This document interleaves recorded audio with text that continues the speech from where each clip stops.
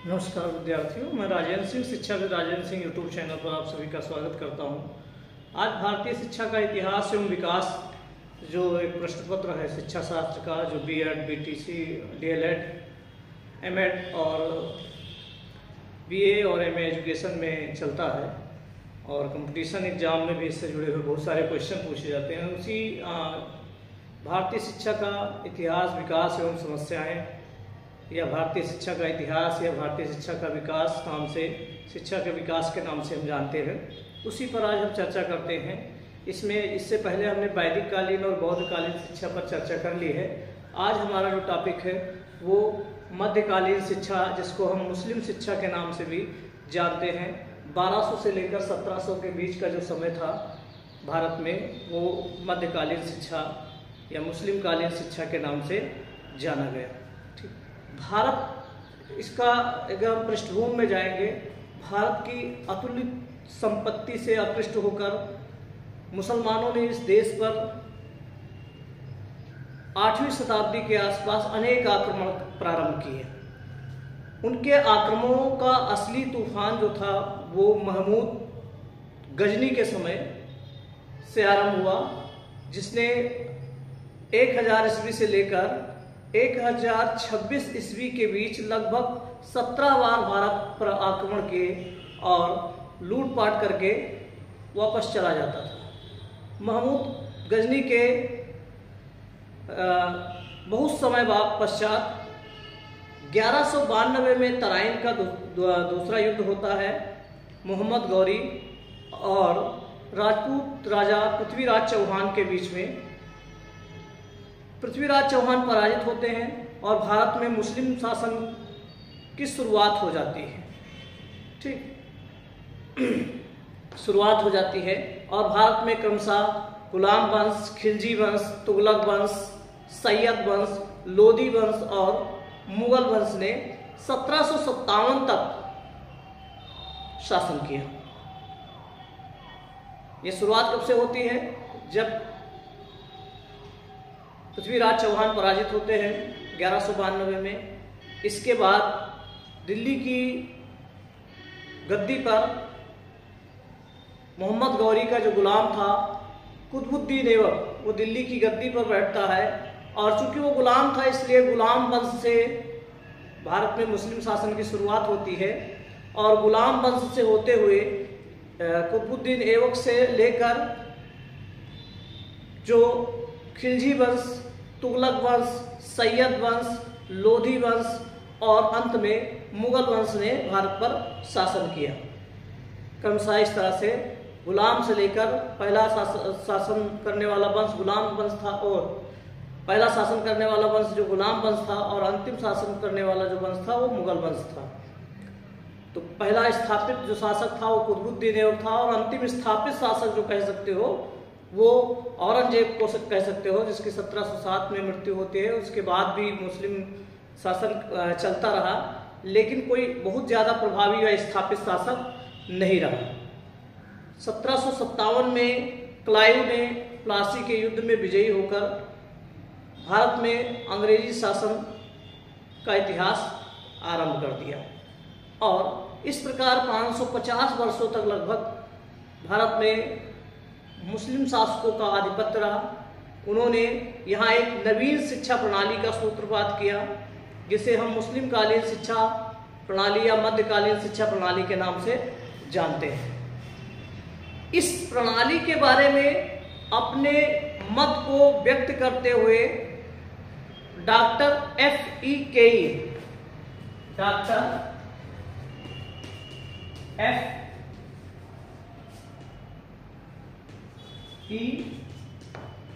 केई, doctor F.E.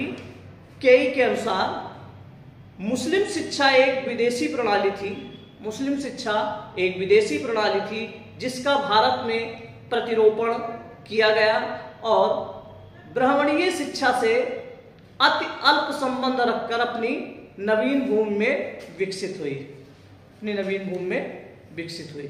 अब हम बात कर लेते हैं कि जो शिक्षा प्रणाली थी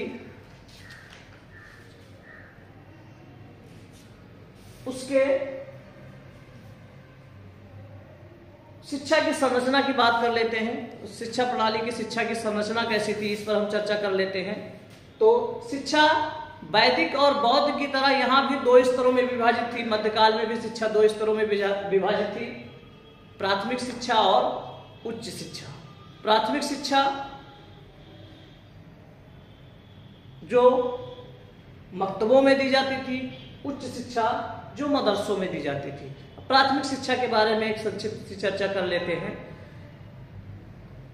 भारत में मुस्लिम शासकों ने केंद्रीय या प्रांतीय स्तर पर शिक्षा के किसी विभाग की स्थापना नहीं की, पर उन्होंने साधारणतः शिक्षा में रुचि अवश्य ली। फलस्वरूप लगभग संपूर्ण मुस्लिम काल में प्राथमिक और उच्च शिक्षा की व्यवस्था की।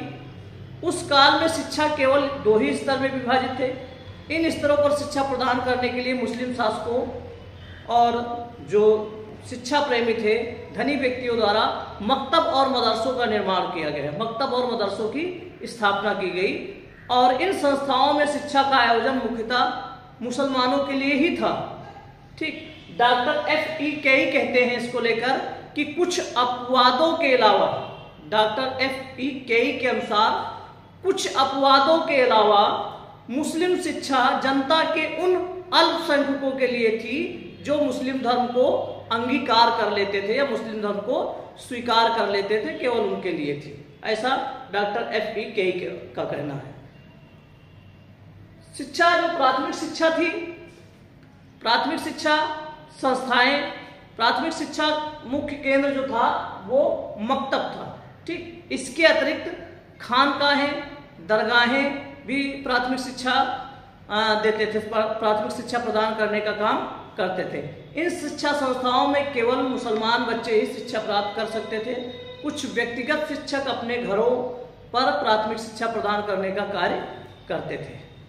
जिस प्रकार वैदिक काल में शिक्षा में प्रवेश के लिए उपनयन संस्कार होता था और बौद्ध काल में पवज्जा संस्कार के उपरांत शिक्षा में प्रवेश दिया जाता था, ऐसे ही मुस्लिम काल में बिस्मिल्लाह खानी रस्म होती थी। इस शिक्षा का एक संस्कार था।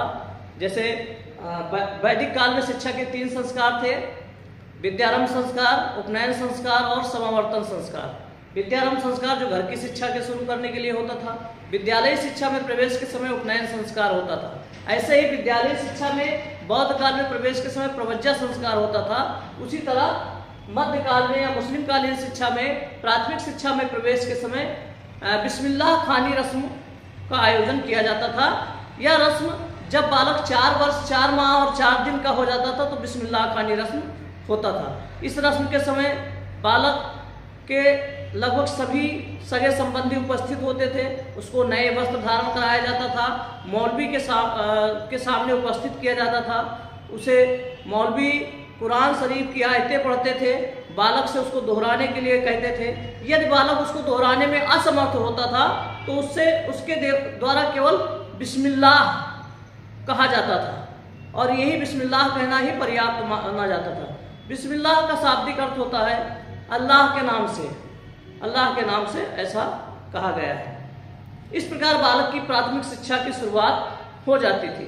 Doctor F.E. केई कहते हैं कि सभी मुसलमान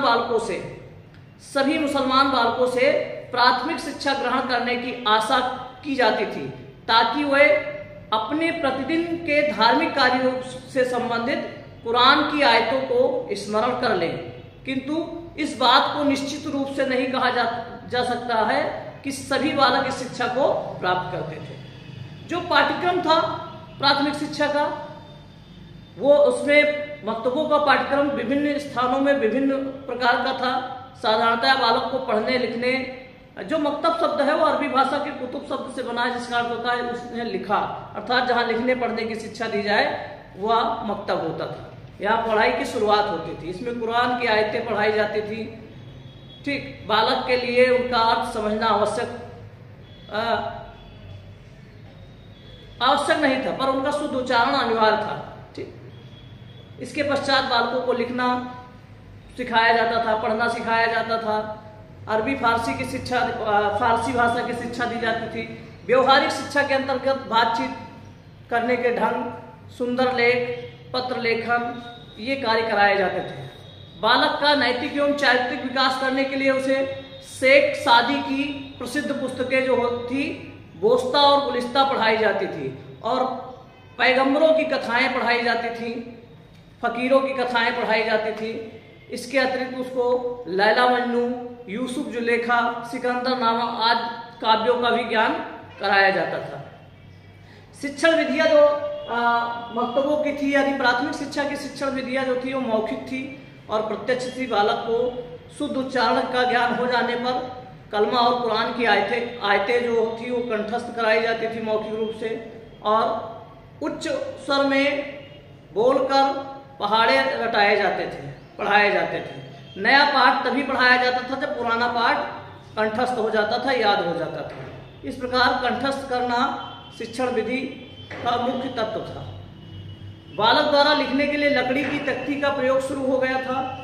यह उस पे लकड़ी की तख्ती पर सरकंडे की मोटे कलम से लिखने का अभ्यास कराया जाता था।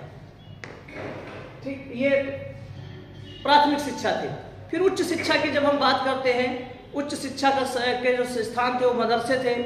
बालक अपनी प्राथमिक शिक्षा समाप्त करने के बाद उच्च शिक्षा में प्रवेश करता था, शिक्षा ग्रहण करने के लिए मदरसों में प्रवेश करता था।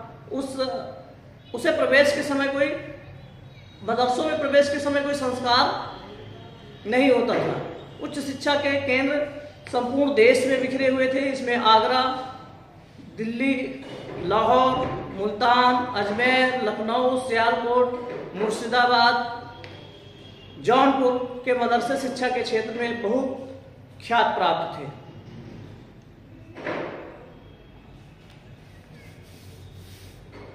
ये उच्च शिक्षा की अवधि जो थी वो 10 से 12 वर्ष की थी। इसका पाठ्यक्रम विस्तृत था।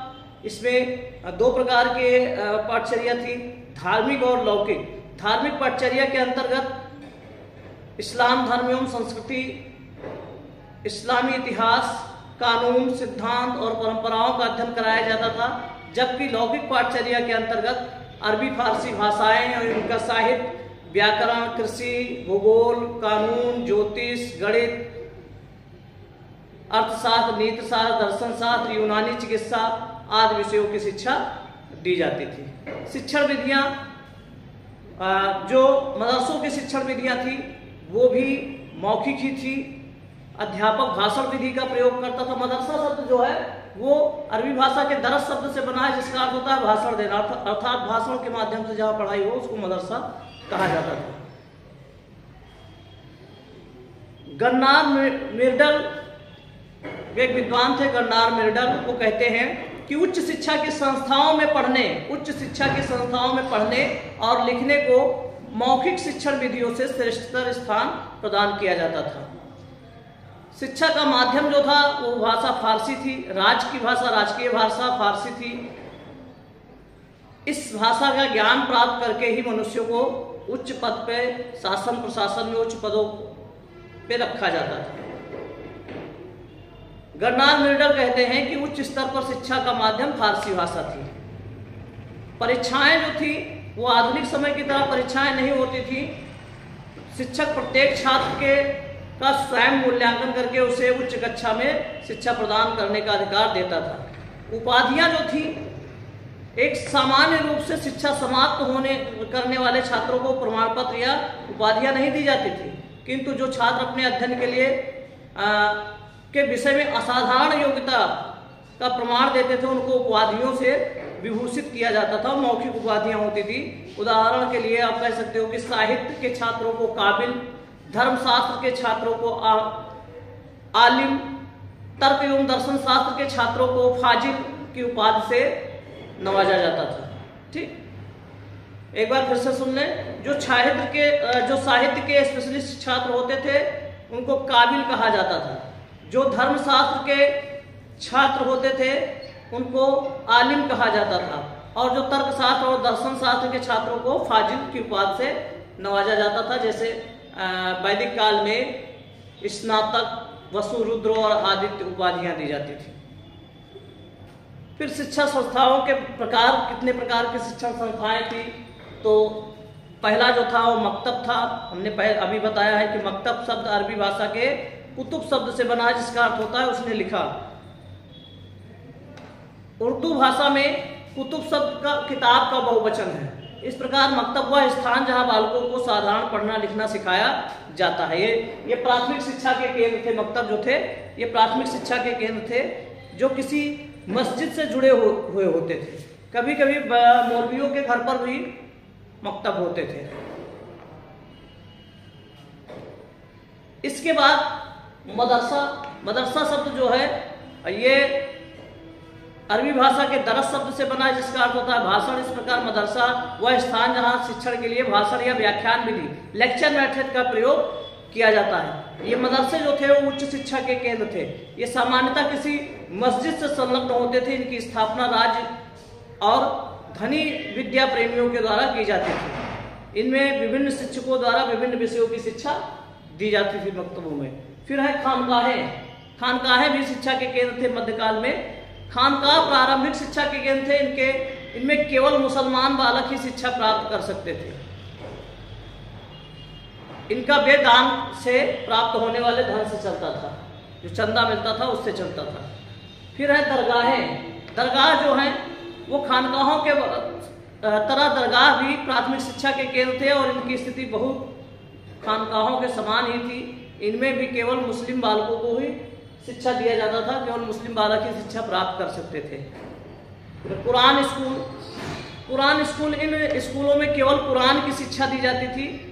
इनका वर्णन करते हुए डी ला फास एक विद्वान है, उन्होंने कहा है कि कुरान स्कूल साधारणतः किसी मस्जिद से संलग्न होते थे। इनमें छात्रों को पहले अरबी लिपि का ज्ञान कराया जाता था और फिर कुरान की आयतें कंठस्थ कराई जाती थी। इनको लिखने की और गणित की शिक्षा नहीं दी जाती थी। फिर है फारसी स्कूल मुस्लिम शासनकाल में फारसी राजभाषा थी। फारसी जो थी वो राजभाषा थी। अतः राजपद प्राप्त करने के इच्छुक हिंदुओं और मुसलमानों के लिए फारसी भाषा का ज्ञान होना अनिवार्य था। इस मांग की पूर्ति के लिए फारसी के स्कूलों की स्थापना की गई। इसमें छात्रों को सादी और हाफिज के काव्यों एवं मुस्लिम संस्कृति की शिक्षा दी जाती थी। इन स्कूलों में शिक्षा का स्तर काफी ऊंचा था। अरबी स्कूल इनका मुख्य उद्देश्य अरबी भाषा और साहित्य के विद्वानों का निर्माण करना था। अतः इनमें शिक्षा का स्तर अत्यंत उच्च होना स्वाभाविक था। ये शिक्षा के केंद्र थे। फिर बात कर लेते हैं हम शिक्षा के उद्देश्यों के बारे में। शिक्षा के उद्देश्य क्या थे? तो पहला उद्देश्य था शिक्षा संस्कार। बिस्मिल्लाह खानी रस्म होती थी। प्रवेश के समय जब बालक 4 वर्ष 4 माह और 4 दिन का हो जाता था तब ये रस्म होती थी।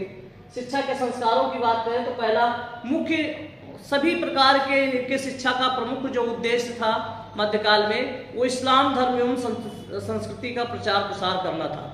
भारत में ये मुट्ठी भर सैनिकों को लेकर आए थे, आक्रमण किया, यहाँ शासन कर रहे थे, लेकिन ये उनको पता था कि कभी भी हमारे खिलाफ यहाँ विद्रोह हो सकता है। इसलिए हम इस्लाम धर्म और संस्कृति का प्रचार प्रसार करें और लोगों को अपने धर्म और संस्कृति से जोड़ें, जिससे हमारा विरोध बंद हो जाएगा। तो इसके लिए जो माध्यम उन्होंने चुना वो शिक्षा को चुना। तो शिक्षा को जो मकतब और मदरसे थे ये धार्मिक केंद्र भी थे और इसके साथ साथ इसमें मस्जिदें लगी हुई थी, धार्मिक क्रियाकलाप भी कराए जाते थे, तो साथ में शिक्षा भी दी जाती थी। तो प्रमुख उद्देश्य जो था वो इस्लाम धर्म एवं संस्कृति का प्रचार प्रसार ही करना ही था। इसके बाद ज्ञान का प्रसार करना। मुस्लिम शिक्षा का एक प्रमुख उद्देश्य इस्लाम धर्म के अनुयायियों में ज्ञान का प्रसार करना था। मोहम्मद साहब ने ज्ञान को अमृत बताया था। मोहम्मद साहब ने ज्ञान को अमृत बताया था और कहा था कि ज्ञान ही निजाम अर्थात मुक्ति का साधन है। ज्ञान ही निजाम अर्थात मुक्ति का साधन है, ऐसा मोहम्मद साहब ने बताया था। और ज्ञान के प्रकाश से अवलोकित होकर ही व्यक्ति धर्म और अधर्म, कर्तव्य और अकर्तव्य में अंतर कर सकता है। अतः अपने अनुयायियों को मोहम्मद साहब का उपदेश था कि दान में धन देने की अपेक्षा अपने बच्चों को शिक्षा देना कहीं अधिक अच्छा है। मोहम्मद साहब ने कहा था अपने मानने वालों से कि दान में आप धन देते हैं, धन देने से अच्छा है अपने बच्चों को शिक्षा देना कहीं अच्छा है। छात्रों के कलम की स्याही शहीदों के खून से भी अधिक पाक उगती है। छात्रों की कलम की स्याही शहीदों के खून से भी कहीं अधिक पाक होती है। ये ज्ञान का प्रसार की बात है। फिर धार्मिकता का समावेश। मुस्लिम शिक्षा का उद्देश्य मुसलमानों में धार्मिकता का समावेश करना था। माजूमदार राय चौधरी व दत्त के शब्दों में, माजूमदार राय चौधरी व दत्त के शब्दों में, भारत में मुस्लिम राज्य धर्म राज्य था जिसका अस्तित्व सिद्धांत रूप में धर्म की आवश्यकताओं के कारण उचित था। फिर है विशिष्ट नैतिकता का समावेश। विशिष्ट नैतिकता का समावेश। मुस्लिम शिक्षा का एक उद्देश्य ये भी था व्यक्तियों में इस्लाम के सिद्धांतों के अनुसार विशिष्ट नैतिकता का समावेश करना था। इस उद्देश्य की प्राप्ति में शिक्षा से पर्याप्त सहायता मिली। मुस्लिम शिक्षा संस्थाओं के द्वार मुसलमानों और हिंदुओं के लिए समान रूप से खुले हुए थे, अतः शिक्षा के द्वारा उनमें मुस्लिम नैतिकता के उन आदर्शों का समावेश किया जाता था जो हिंदुओं के आदर्शों से पूर्णतया भिन्न थे। अनेक हिंदुओं ने मुस्लिम शिक्षा संस्थाओं में ज्ञान अर्जन करके मुस्लिम संस्कृति और जीवन विधि में अपना विश्वास प्रकट किया। जैसे नैतिकता हमारे यहाँ वैदिक काल में और बौद्ध काल में नैतिक विकास का तात्पर्य था कि जो सही है उस रास्ते पर चलना, जो समाज में स्वीकार नहीं है उसको न अपनाना, ऐसे क्रियाकलाप न करना। लेकिन मध्यकाल में नैतिकता का तात्पर्य था इस्लाम धर्म और संस्कृति के बताए रास्ते पर चलना, वही नैतिक माना जाता था। फिर है चरित्र का निर्माण। चरित्र का निर्माण मुस्लिम शिक्षा का एक उद्देश्य ये भी था व्यक्ति के चरित्र का निर्माण करना। मोहम्मद साहब ने चरित्र के निर्माण पर अतिशय बल दिया था। उनका कहना था इस्लाम के सिद्धांतों के अनुसार उत्तम चरित्र का निर्माण करके व्यक्ति जीवन में सफलता प्राप्त कर सकता है। अतः मकतब और मदरसों में छात्रों में अच्छी आदतें और उत्तम चरित्र का निर्माण करने के लिए शिक्षकों द्वारा निरंतर प्रयास किया गया। फिर सांसारिक ऐश्वर्य की प्राप्ति एक उद्देश्य भी है। सांसारिक ऐश्वर्य की प्राप्ति, व्यक्तियों को सांसारिक ऐश्वर्य की प्राप्ति करने के योग बनाना, ये इस्लामी शिक्षा का एक प्रमुख उद्देश्य था। इस्लाम धर्म में कर्मों के अनुसार व्यक्तियों के पुनर्जन्म को कोई स्थान नहीं दिया जाता था। इस्लाम धर्म पुनर्जन्म में विश्वास नहीं करता है, अतः यह धर्म पारलौकिक जीवन की चर्चा करता है, भौतिक जीवन की चर्चा करता है। इसलिए मुसलमानों का विश्वास था कि उनका जीवन केवल सांसारिक ही है और इसमें सभी प्रकार के सुखों और ऐश्वर्यों का भोग किया जाना चाहिए। जाफर ने लिखा है कि ज्ञान का अत्यधिक सम्मान किया जाता था। विद्वान मनुष्यों के लिए संपूर्ण देश में प्रेम और सम्मान था। राज्य ने भी उनको अनेक संभव विधि से प्रोत्साहित किया। न्यायाधीशों, कानून वेत्ताओं और धर्माधिकारियों को का इसी वर्ग के मनुष्यों में से चुनाव किया जाता था। ज्ञान को एक महत्व दिया जाता था और सभी प्रकार की शिक्षा का प्रमुख उद्देश्य, अंतिम उद्देश्य जो था, मुख्य उद्देश्य जो था, जैसे वैदिक काल में मोक्ष की प्राप्ति अंतिम उद्देश्य था, बौद्ध काल में निर्वाण की प्राप्ति अंतिम उद्देश्य था, ऐसे ही मध्यकालीन शिक्षा में, मुस्लिम कालीन शिक्षा में लौकिक सांसारिक ऐश्वर्य की प्राप्ति यानी सुखपूर्वक जीवन व्यतीत करना शिक्षा का प्रमुख उद्देश्य था। ठीक, ये इसका प्रमुख उद्देश्य था। इसके बाद हम जब बात करते हैं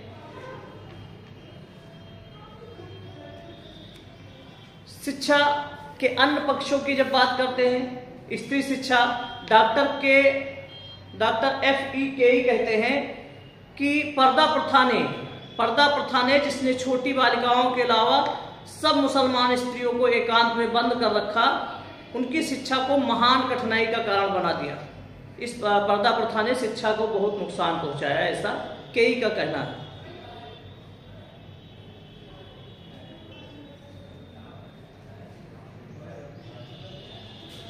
ठीक, स्त्री शिक्षा का इस समय काफ़ी नुकसान हुआ। इसके बाद हाँ, कुछ अल्तमश की पुत्री, जो इल्तुतमिश की पुत्री थी रजिया सुल्ताना, वो अपनी विद्वता के लिए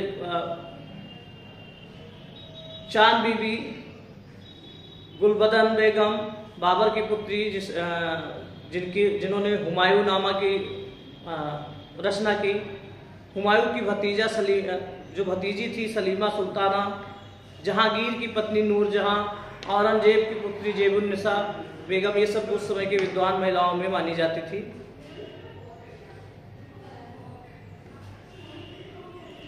डॉक्टर F.E. केई कहते हैं कि मुसलमान स्त्रियों के विशाल सामान्य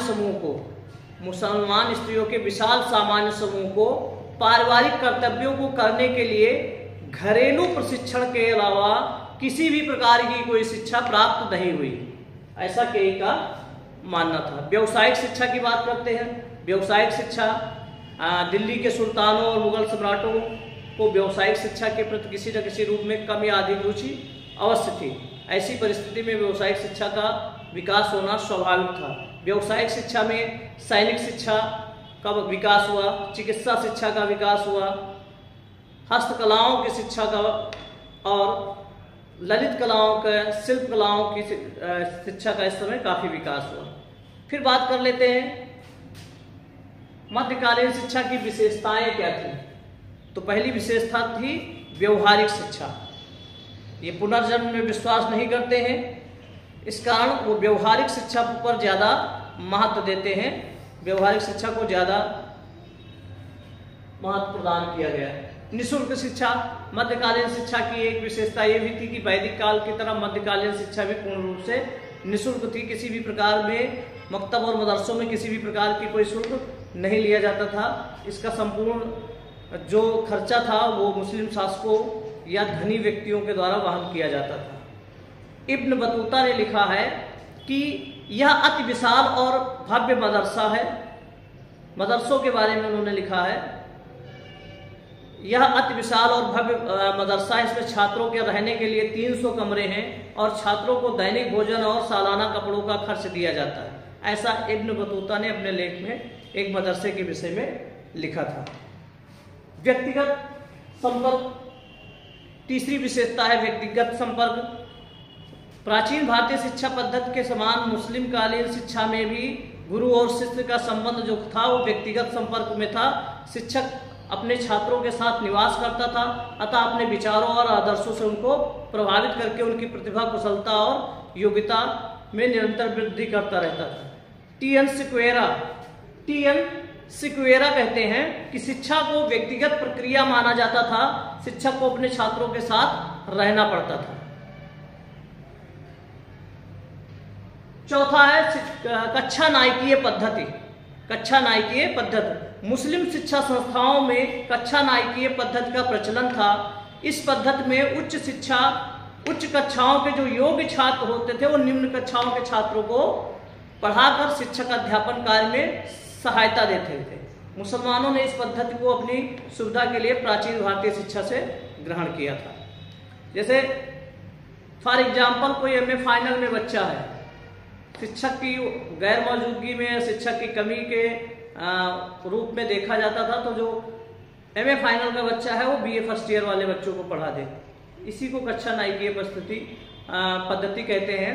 वरिष्ठ छात्र द्वारा कनिष्ठ छात्रों को शिक्षा देना, ये उस समय चल रहा था। गुरु शिष्य संबंध अच्छे थे। कुछ एक उदाहरण के छोड़ दिया जाए, इसके अलावा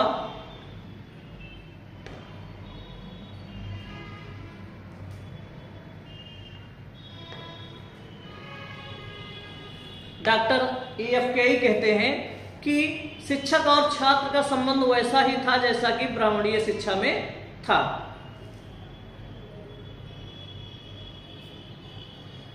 फिर है शिक्षक की स्थिति की बात की जाती है तो मुस्लिम युग में शिक्षा के प्रति लौकिक दृष्टिकोण के कारण शिक्षक की स्थिति में परिवर्तन हो गया था।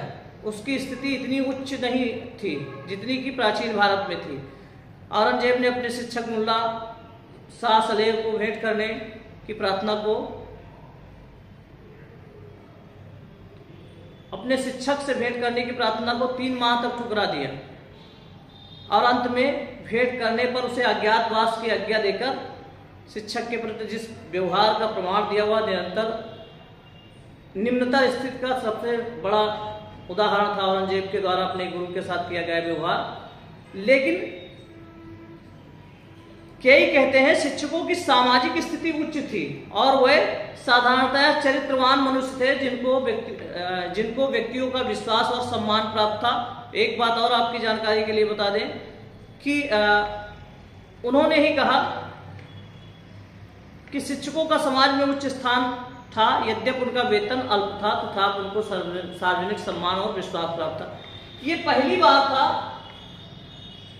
मध्यकाल या मुस्लिम काल शिक्षा में पहली बार था जो शिक्षकों के वेतन की शुरुआत हुई। वैदिक काल और बौद्ध काल के शिक्षक जो थे वो शिक्षण कार्य निःशुल्क रूप से करते थे, उनको किसी भी प्रकार की कोई सैलरी नहीं मिलती थी। लेकिन मध्यकाल में एक वेतन की शुरुआत शिक्षकों के लिए हो गई थी। इसके साथ साथ शिक्षा का संरक्षण राज्य द्वारा प्राप्त था। राज्य शिक्षा के संचालन के लिए सभी प्रकार की सहायता देता था।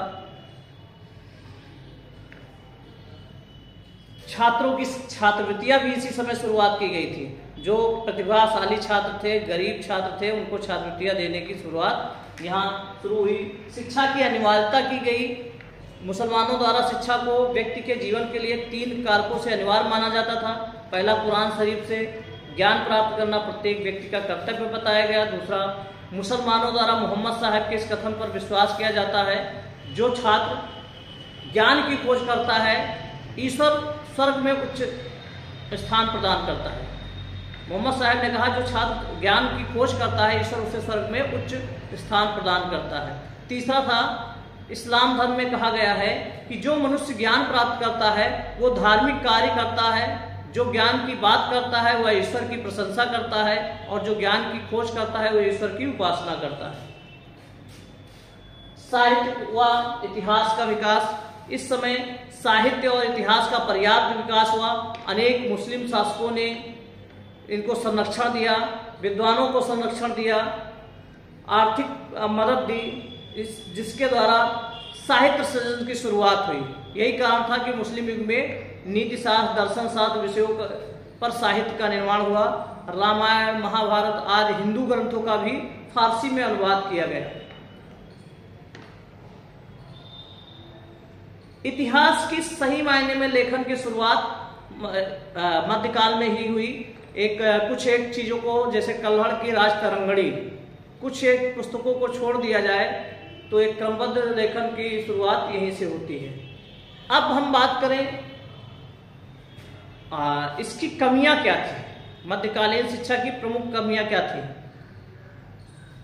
इसको लेकर टी.एन. सिक्वेरा कहते हैं कि भारत पर मुसलमानों की विजय इस्लामी शिक्षा के उस अंधकारपूर्ण युग की समकालीन थी जबकि विद्यालयों ने अपने व्यापक सांस्कृतिक आदर्शों को खो दिया। इसकी कमी क्या है कि केवल लौकिक पक्ष पर, ये मनुष्य के केवल लौकिक पक्ष पर बल देती है। इसमें दूसरी कमी क्या है, इसने स्त्री शिक्षा की एकदम से उपेक्षा की। स्त्री शिक्षा को सबसे ज्यादा नुकसान इसी समय हुआ। स्त्रियां घर में कैद होकर रह गई, बाहर नहीं निकलती थी। पर्दा प्रथा, बाल विवाह, इस तरह की जो बहुत सारी चीजें की शुरुआत हुई जिससे स्त्री शिक्षा को बड़ा नुकसान पहुंचा। तीसरी कमी की थी कि जो स्थानीय भाषा थी उनका पूर्ण रूप से अवहेलना किया गया। भारत में किसी को अरबी फारसी नहीं आती थी। अरबी फारसी में शिक्षा की शुरुआत की गई जिससे शिक्षा को बड़ा नुकसान हुआ। इसके साथ साथ हिंदू शिक्षा की चौथी कमी थी, हिंदू शिक्षा की पूर्णतया उपेक्षा की गई। इसमें केवल मकतब मदरसों पर ध्यान दिया गया, बाकी शासक जो होता है, शासक को सभी विद्यालयों पर ध्यान देना चाहिए, लेकिन यहाँ पर शासकों ने केवल मकतब मदरसों पर ध्यान दिया, हिंदू शिक्षा केंद्रों पर कोई ध्यान नहीं दिया। इसके साथ साथ शिक्षा में स्थिरता का अभाव था। कुछ शासक थे जो उसको सपोर्ट करते थे, शिक्षा को बढ़ाना चाहते थे, कुछ शासक उदासीन थे और कुछ उसको नुकसान पहुंचा गए। व्यापकता का अभाव था। ये भी एक कमी थी। एक कमी ये भी थी कठोर शारीरिक दंड। यहाँ पर मुस्लिम शिक्षा व्यवस्था में अनुशासन स्थापित करने के लिए कठोर शारीरिक दंड दिया जाता था। छात्रों को पाठ याद न होने पर या किसी अन्य अपराध पर बेतों से पिटाई की जाती थी, कोड़ों से पिटाई की जाती थी, लात घूंसों से पिटाई की जाती थी, थप्पड़ मारे जाते थे, शारीरिक दंड दिया जाता था, मुर्गा बना दिया जाता था, हाथ पैर बांधकर टांग दिया जाता था। इस प्रकार के दंड दिए जाते थे जो अपराधियों के लिए थे। ऐसे दंड विद्यार्थियों को दिए जाते थे। ये भी इसकी एक कमी थी। एडम कहते हैं, एडम ने अपनी रिपोर्ट में कहा कि छात्र को मुर्गा बनाना, उसकी पीठ या गर्दन या दोनों पर निश्चित समय के लिए ईंट या लकड़ी का भारी टुकड़ा रखना, पैरों के बल वृक्ष की शाखा में लटकना, ठीक सर के बल लटका दिया जाता था। उसे बिल्ली या अन्य किसी कष्टकायक पशु के साथ बोरे में बंद करना, ऐसे पशु के साथ जो उसको नुकसान पहुंचे उसको बोरे में बंद कर देना, उसे भूमि पर पेट के बल लेटकर उसके शरीर को निश्चित दूरी तक घसीटना, इस तरह के दंड दिए जाए, ऐसा एडम ने अपनी रिपोर्ट में लिखा है। एक और कमी है कि छात्रों की विलास प्रियता। प्राचीन काल की भांति मुस्लिम काल में छात्रों को कठोर और तपस्वी जीवन व्यतीत नहीं करना पड़ता था। यहाँ इतने सुख संसाधन प्राप्त थे। छात्रावासों में अनेक प्रकार के सुख साधन, सौंदर्य प्रसाधन की व्यवस्थाएं उपलब्ध थी, जिसके कारण वो विलासी बन गए थे। सुख भोग के वास्तविक जीवन से पृथक किसी अन्य जीवन की कल्पना नहीं कर सकते थे। यही कारण था उनमें आत्मत्याग, आत्मनिर्भरता और आत्मानुशासन आदि सद्गुणों के भी चिन्ह दुर्लभ ही मिलते थे। ये कुछ कमियां थी मध्यकालीन शिक्षा की। बहुत सारी कमियां थी, अच्छाइयां जहां होती हैं वहां कमियां भी होती हैं। क्या चीज वहां से हम यूज कर सकते हैं? अगर मध्यकालीन शिक्षा से कुछ ग्रहण करना चाहें तो क्या चीज ले सकते हैं अपनी शिक्षा प्रणाली में? पहली चीज व्यवहारिक शिक्षा, ये उसकी विशेषता है। प्रैक्टिकल एजुकेशन वहाँ से ले सकते हैं। निःशुल्क शिक्षा वहाँ से काम की चीज़ है। व्यक्तिगत संपर्क, शिक्षक शिक्षार्थी के बीच में व्यक्तिगत संपर्क होते थे, ये भी अच्छी बात है। शिक्षक की स्थिति में उन्नत हुई। यहाँ शिक्षकों को वेतन की सुविधा, रहने की सुविधा प्रदान थी। ठीक, ये चीज़ें धार्मिक और लौकिक शिक्षा का समन्वय, ये चीज़ें वहाँ से ग्रहण की जा सकती हैं। ये एक संक्षिप्त रूप से कह सकते हो कि शिक्षा, एक संयुक्त संक्षिप्त चर्चा कर लेते हैं कि शिक्षा की संरचना जो थी, अगर हम ऐसे कहें प्रशासन एवं वित्त, तो प्रशासन जो था, शिक्षा अप्रत्यक्ष रूप से राज्य के नियंत्रण में थी, निःशुल्क शिक्षा थी और शासन द्वारा संरक्षण प्राप्त थी। फिर शिक्षा के स्तर की बात की जाती है तो शिक्षा दो स्तरों में विभाजित थी, प्राथमिक और उच्च। प्राथमिक शिक्षा जो थी वो मकतबों में दी जाती थी और उच्च शिक्षा जो थी वो मदरसों में दी जाती थी। मकतब शब्द अरबी भाषा के कुतुब से बना है। इसका अर्थ होता है उसने लिखा, अर्थात जहाँ लिखने पढ़ने की शुरुआत हो, तो वो प्राथमिक शिक्षा में होती थी, मकतबों में। और मदरसा शब्द जो है अरबी भाषा के दरस शब्द से बना है, जिसका अर्थ होता है भाषण देना, अर्थात व्याख्यान के माध्यम से जहाँ पढ़ाई हो मदरसा होता। तो शिक्षा दो स्तरों में विभाजित थी। मकतबों में प्रवेश के समय जब बालक की उम्र 4 वर्ष हो जाती थी तो 4 वर्ष 4 माह और 4 दिन हो जाती थी। जब बालक की उम्र 4 वर्ष 4 माह और 4 दिन हो जाती थी तो उसका बिस्मिल्लाह खानी रस्म होता था, इसके द्वारा उसकी शिक्षा शुरू होती थी। फिर शिक्षा के उद्देश्य, जो प्रमुख उद्देश्य थे, वो इस्लाम धर्म एवं संस्कृति का प्रचार प्रसार करना था। इसके साथ साथ ज्ञान का प्रसार, धार्मिकता का समावेश, विशिष्ट नैतिकता का समावेश, चरित्र का निर्माण, सांसारिक ऐश्वर्य की प्राप्ति या सुखपूर्वक जीवन व्यतीत करना शिक्षा का अंतिम उद्देश्य था। इसके साथ साथ इसकी विशेषताएं क्या थी? व्यवहारिक शिक्षा, निःशुल्क शिक्षा, व्यक्तिगत संपर्क, कक्षा नायकीय पद्धति, गुरु शिष्य संबंध, शिक्षक की स्थिति, शिक्षा का संरक्षण, शिक्षा की अनिवार्यता, साहित्य एवं इतिहास का विकास, ये इसकी विशेषताएं थी। इसके साथ साथ इसके शिक्षा के केंद्र जो थे वो मकतब थे, मदरसे थे, खानकाहें, दरगाहें, कुरान स्कूल, फारसी स्कूल, अरबी स्कूल, उस समय के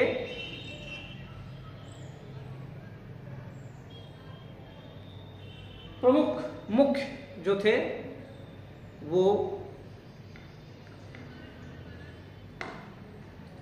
स्कूल थे, विद्यालय थे, शिक्षा के केंद्र थे। ये एक संक्षिप्त रूप से शिक्षा की चर्चा परिचर्चा होती थी है। उद्देश्यों के बाद हम पाठचर्या में लौकिक और धार्मिक विषयों को रखा गया। पाठचर्या में शिक्षण विधियां पूर्णतया मौखिक थी। शिक्षण विधियों में अनुकरण विधि, व्याख्यान विधि, तर्क विधि, यात्रा देशाटन विधि, प्रश्नोत्तरी विधि, ये विधियां संचालित थी। रटने पर ज़्यादा जोर दिया जाता था, सुंदर लेख पर ज़्यादा जोर दिया जाता था।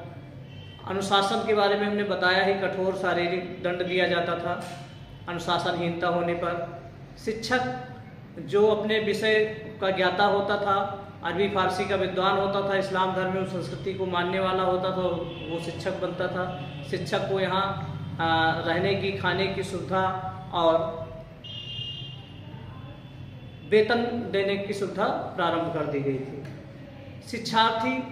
शिक्षार्थी कुछ जगहों पर केवल मुस्लिम बच्चों का ही प्रवेश था, लेकिन कुछ मुख्तलिफ मदरसों में बाद में हिंदू विद्यार्थियों का भी प्रवेश होने लगा। शिक्षार्थियों की शिक्षा जो थी वो निःशुल्क थी। उनको मकतब और मदरसों के नियमों का कठोरतापूर्वक पालन करना पड़ता था। उल्लंघन होने पर कठोर शारीरिक दंड भी दिया जाता था। विद्यालय यही थे, मकतब, मदरसे, खानकाहें, दरगाहें, कुरान स्कूल, अरबी स्कूल, फारसी स्कूल, विद्यालय थे। तो ये एक संक्षिप्त सी चर्चा थी मध्यकालीन शिक्षा की। अब हम आधुनिक शिक्षा के बारे में आगे पढ़ेंगे।